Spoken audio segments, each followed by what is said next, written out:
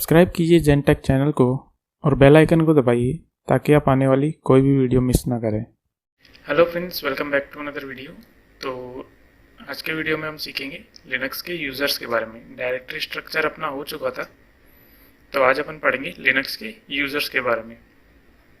तो सबसे पहले अपन टर्मिनल ओपन कर लेते हैं।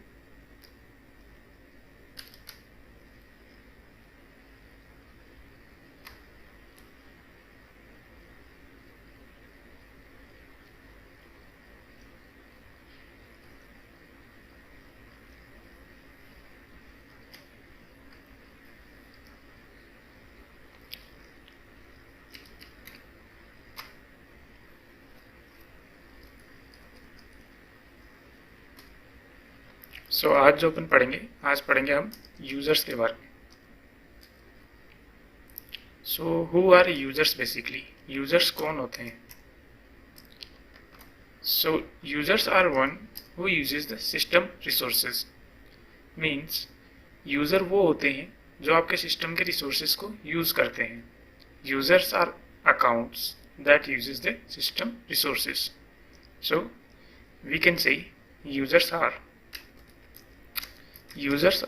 one who uses the system resources. Okay, so in Linux basically there are three types of users. First one is super user. Super user is also known as root, or we can say administrator. Super user को हम root या फिर administrator भी कह सकते हैं। तो जो सुपर यूज़र अकाउंट है वो तब बनता है जब आपकी लिनक्स इंस्टॉल होती है। ठीक है, ये ऑटोमेटिकली बनता है।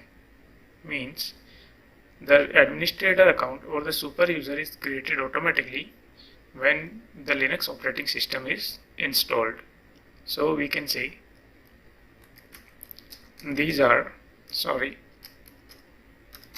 this account is created automatically when Linux operating system is installed. Alright,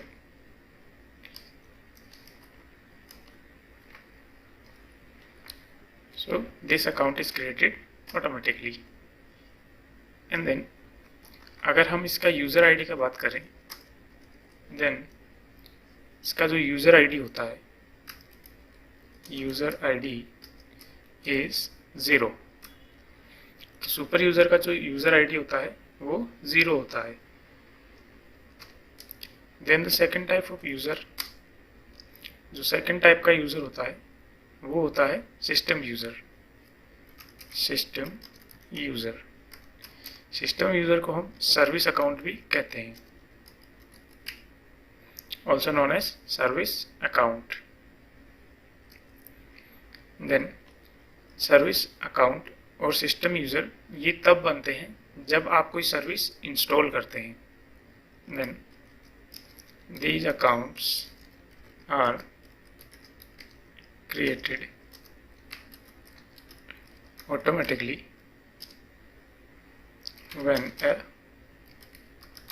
service is installed. Okay, तो ये सर्विस अकाउंट क्या करते हैं या सिस्टम यूज़र क्या करते हैं? आपकी सर्विस को रन कराने का या मैनेज करने का काम करते हैं। ओके, अगर यूज़र आईडी की बात करें तो इनका जो यूज़र आईडी होता है 1 to 999, यानी 1 से 999 तक इसका यूज़र आईडी होता है। ओके, इसके बाद जो थर्ड टाइप यूज़र होते हैं वो होते हैं स्टैंडर्ड यूज़र। स्टैंडर्ड यूज़र या फिर इनको हम नॉर्मल यूज़र भी कह सकते हैं। ठीक है, ये यूज़र्स सिस्टम एडमिन के द्वारा या फिर रूट के द्वारा या सुपर यूज़र के द्वारा बनाए जाते हैं। These accounts are created by the system admin और सुपर यूज़र। ठीक है, अब इनकी अगर यूज़र आईडी की बात करें तो इनकी यूज़र आईडी स्टार्ट होती है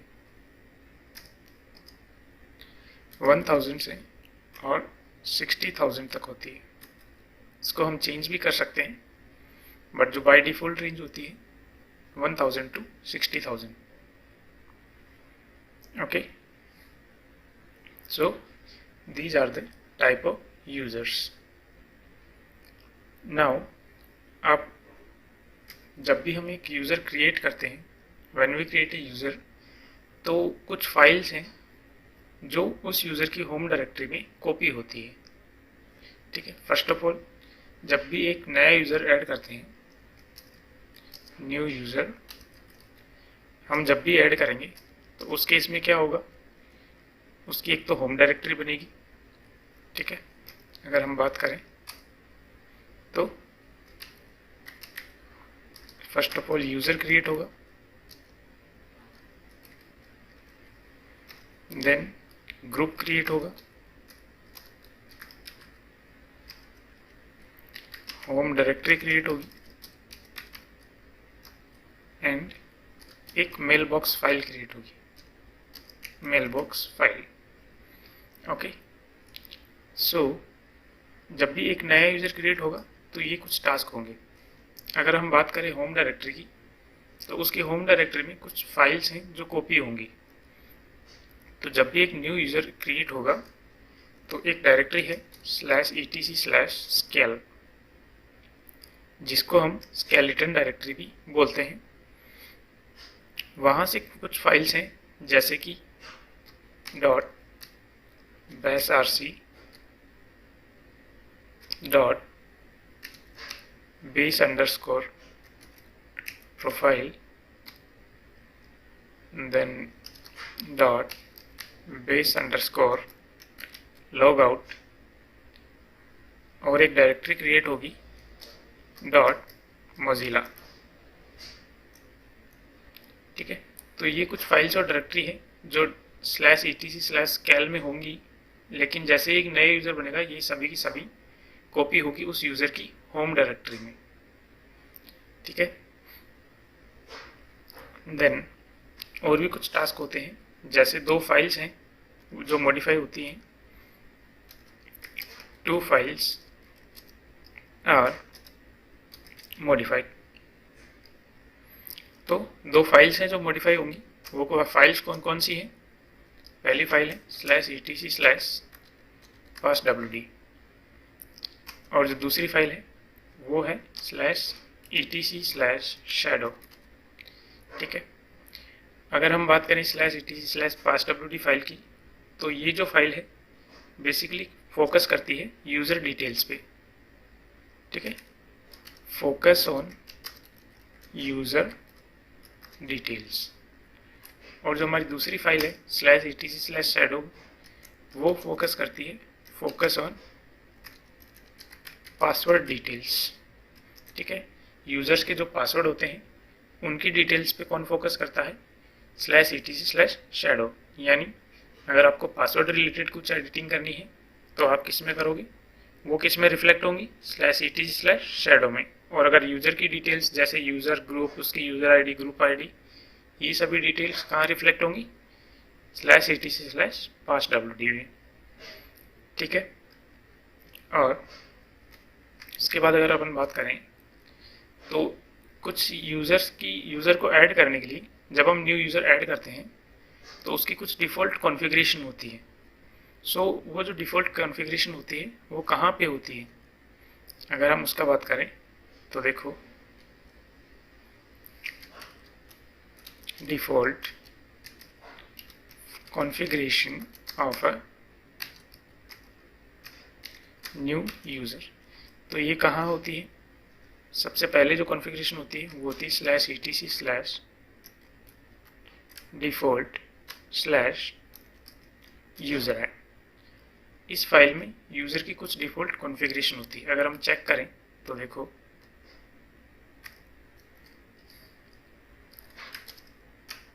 cat/etc/default/userhead।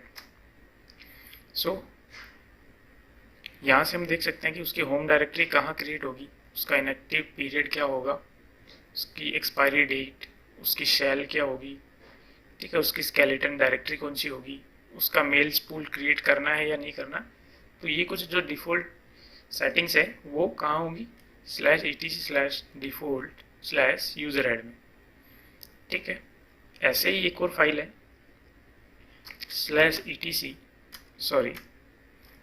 cat/etc/login.devs। ठीक है, तो ऐसे ही इस फाइल में भी कुछ डिफ़ॉल्ट कॉन्फ़िगरेशन होगी। ठीक है, कि इसको क्या यूज़र आईडी मिलेगा, उसका मैक्सिमम पासवर्ड डेज कितना होगा, मिनिमम पासवर्ड डेज कितना होगा, वो सारी डिटेल जो है वो इस फाइल में होंगी। कि देखो, जैसे इसका जो मेल बॉक्स फाइल मिलेगा इसको, वो कहाँ पे स्टोर होगा, /wars pool मेल में। ठीक है, देन इसका मैक्सिमम पासवर्ड डेज कितना होगा, अगर यहाँ से हम देखें, देन इसका मिनिमम पासवर्ड डेज, ठीक है, minimum password length, password warning age. तो ये सभी जो डिफ़ॉल्ट कॉन्फ़िगरेशन है ये होगी /etc/login.devs फाइल में। ठीक है, तो जो दूसरी फाइल है वो है /etc/login.devs। ठीक है, तो यहाँ से जो है यूज़र की डिफ़ॉल्ट कॉन्फ़िगरेशन आती है। ठीक है, इतनी बात समझ में आई।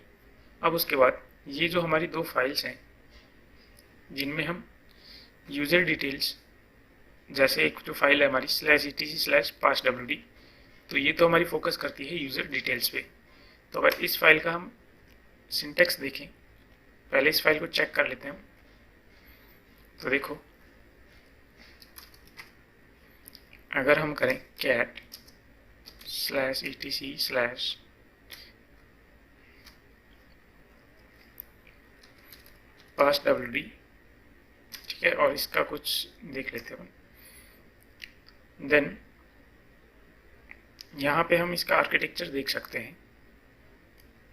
अगर हम यहाँ पे देखें तो सबसे पहले जो इसमें आ रहा है, यूज़र का नेम आ रहा है, देन पासवर्ड फील्ड है, then user ID, then group ID, then it's comment, here it's, यहाँ पे कोई कमेंट नहीं है इसलिए ये ब्लैंक है, देन इसका होम डायरेक्टरी, एंड देन इसका shell.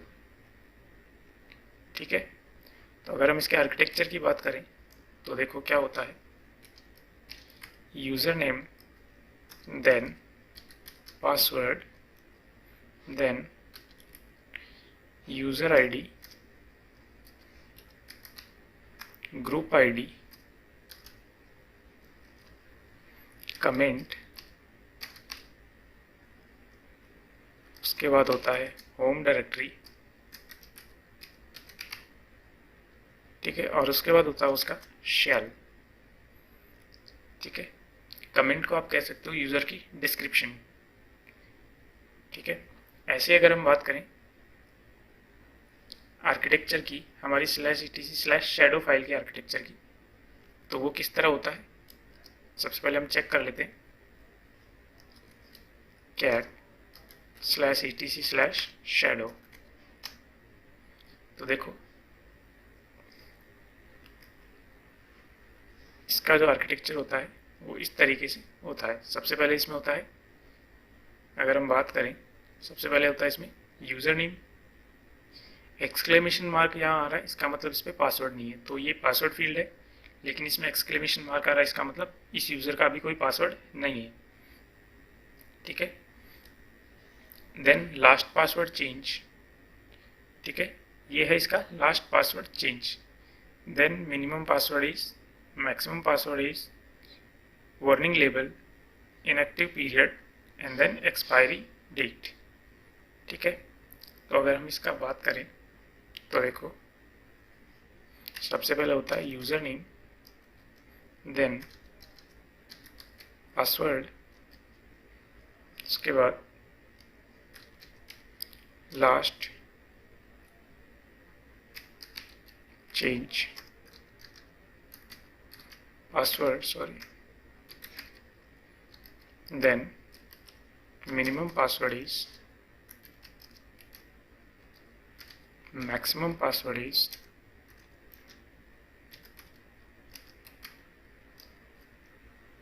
then warning label,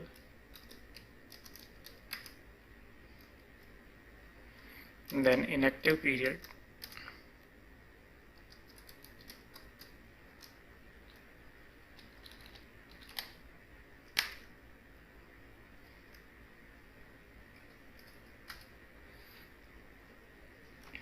and at the end expiry date, expire date. So basically इनका मतलब क्या होता है, यूज़र नेम मीन्स, ठीक है, यूज़र नेम का मतलब होता है name of user. Then password की बात करें, पासवर्ड में ये पासवर्ड ऑफ यूज़र होता है, आइदर प्लेन टेक्स्ट और encrypted.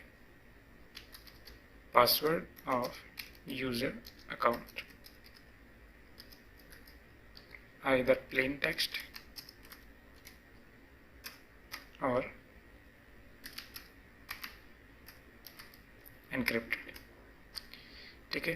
Then last password change, sorry last change password.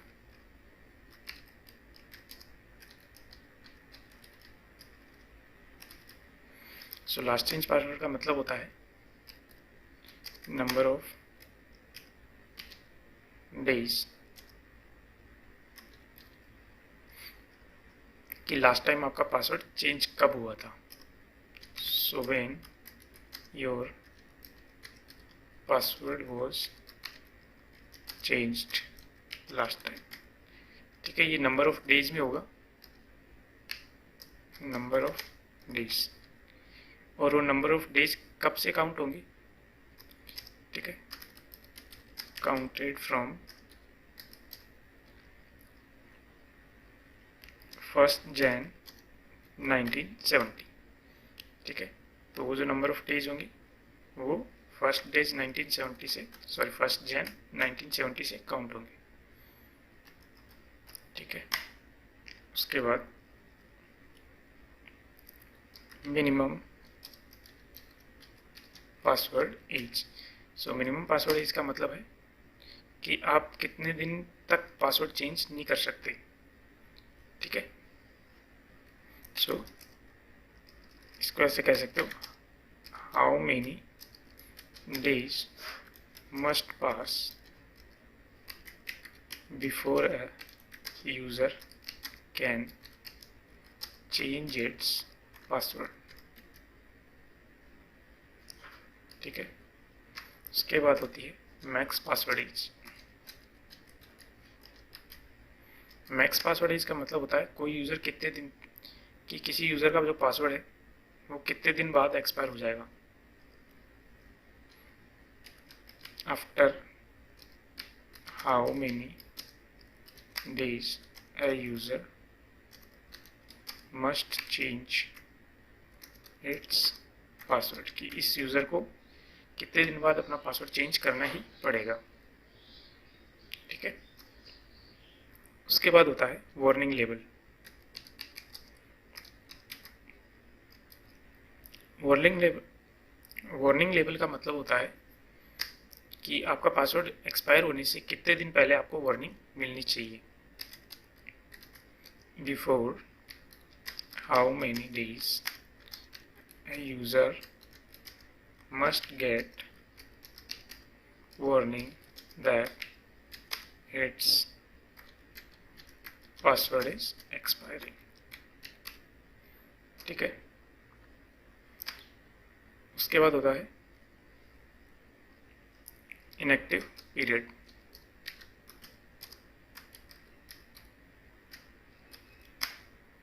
तो इसको कह सकते हो कि आपके पासवर्ड एक्सपायर होने के कितने दिन बाद आपका अकाउंट डिसेबल हो जाना चाहिए, ठीक है। सो हाउ मेनी, या कह लो नंबर ऑफ डेज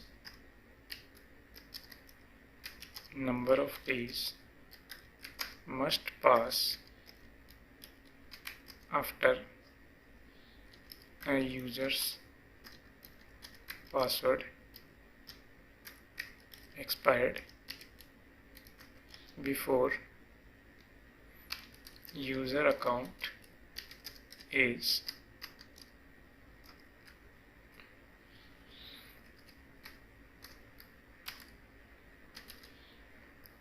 डिसेबल, कि यूज़र का अकाउंट डिसेबल होने से पहले कितने दिन पास होने चाहिए उसके पासवर्ड एक्सपायर होने के बाद।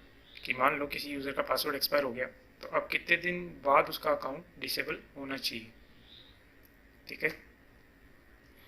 एंड लास्ट में होता है expire date. So expire date का मतलब क्या होता है? Date on which a user account will be disabled, कि वो डेट जिस पे आपका जो यूज़र अकाउंट है वो डिसेबल हो जाएगा। ठीक है।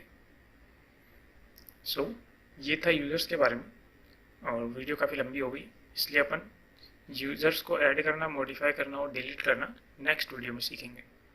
तो उम्मीद करता हूँ आपको यूज़र्स के बारे में जो भी इंफॉर्मेशन मैंने दी है वो आपको समझ में आई होगी। अगर वीडियो अच्छा लगा हो तो वीडियो को लाइक कर देना, चैनल को सब्सक्राइब करके बेल आइकन दबा लो ताकि आप आने वाली कोई भी वीडियो मिस ना करें। मिलते हैं एक और नई वीडियो के साथ, तब तक के लिए have a good day, bye bye.